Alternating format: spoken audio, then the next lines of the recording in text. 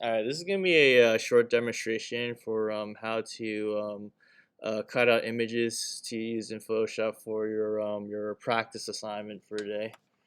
Okay, so I'm actually going to show you guys the most basic way of how to use the how to cut out images in this program.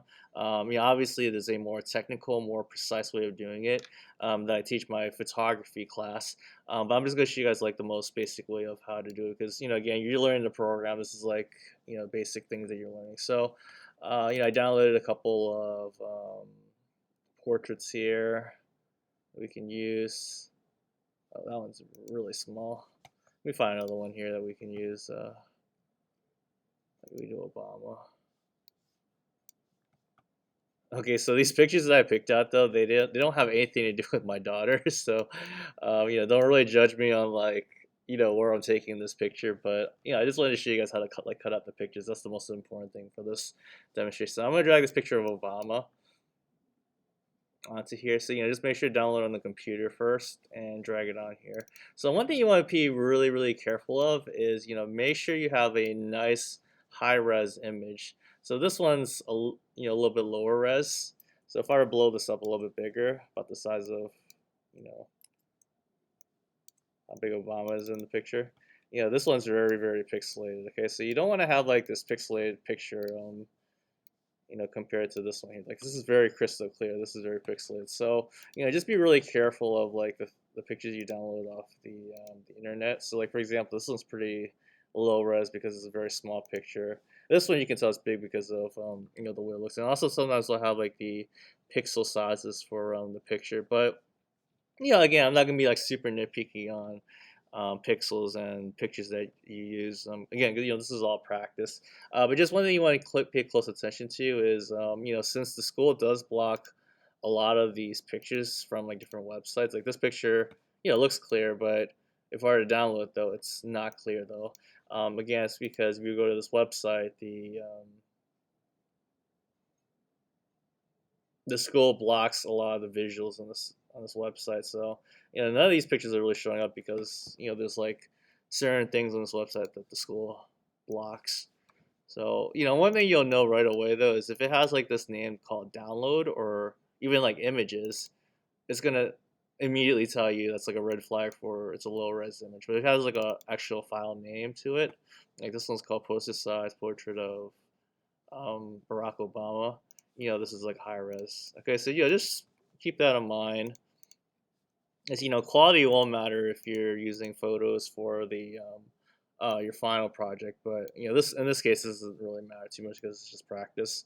And even if it's blurry, I can show you like things you can do to still use the blurry picture if you absolutely have no choice in that.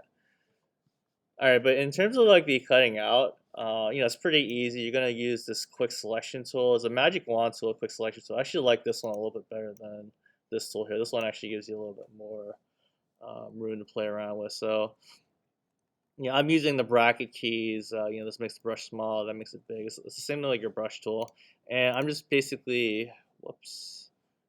So I'm gonna undo that. I'm basically just clicking. This is working a little too strong.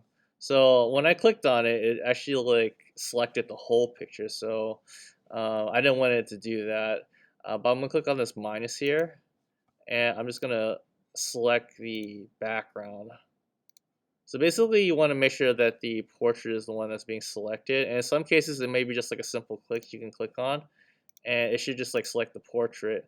In this case, though, it kind of like selected everything. So I'm just doing a very single click.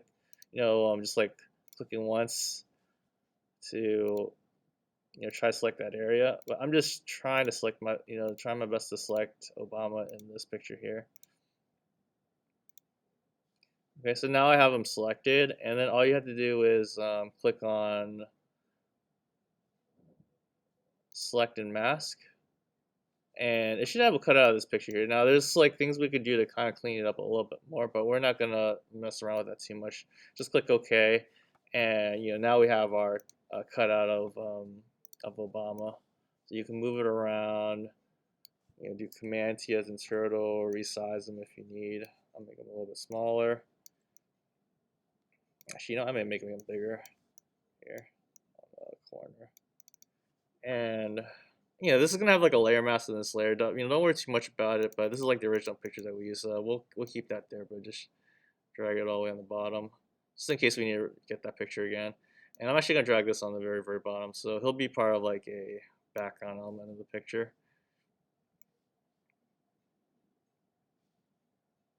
So maybe I guess you can put him here. Trying to find a good spot to put him, but again, he's not really a part of my picture though. But if you want to use him in the background though, you can have him kind of like faded out a little bit more in the picture. But that's basically like the general idea of like how you want to do the pictures. Now, in some cases though, when you're cutting out the picture, like for example this one here, this one's not going to really cut it up that well, just because the computer, as you know, when you use a selection tool, the computer's kind of doing the work for you. It's selecting just the subject for you. Sometimes you can just click on this, and I'll just select the subject.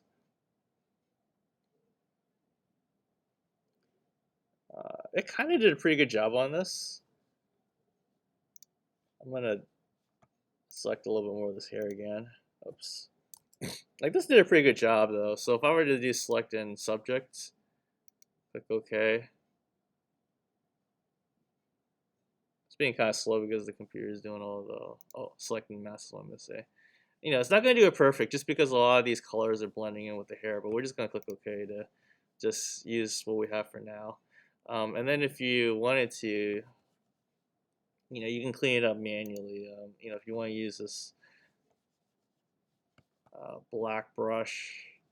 So if you look at this layer mask, so like the white is basically the parts that aren't cut out in the picture, and the black is what's cut out in the picture. So if I were to color it black, this is basically just cutting out the picture. So I'm actually gonna change this to 100 opacity.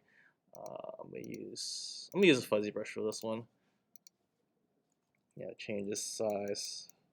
I'm gonna try to cut it a little better, but again, it's not gonna be perfect though, just because this is like a really hard image to cut out though. But I'm just kind of like fading the edges, a little bit more. But if you look at your brush color, so the black's going to erase the picture. If you were to somehow like want the picture back, like let's say I accidentally erased her face there, you can change it to white. Make sure it's a pure white. That will bring the picture back though. So, you can do like kind of like this blending thing if you wanted to though, in terms of like things that are a little bit harder to fix. I'm gonna change the opacity though, that way I can kind of blend it in a little bit better. That's an option you can do though with if you can't really cut it out that perfect. Again, I might put this on the bottom here. Again, it could be like another background element I can use. Change the opacity. I have it faded out here. I don't know, let me put it over here. Like way bigger. You can't do like photo collaging though with this project. There's a lot of different options you can do. Make it look interesting.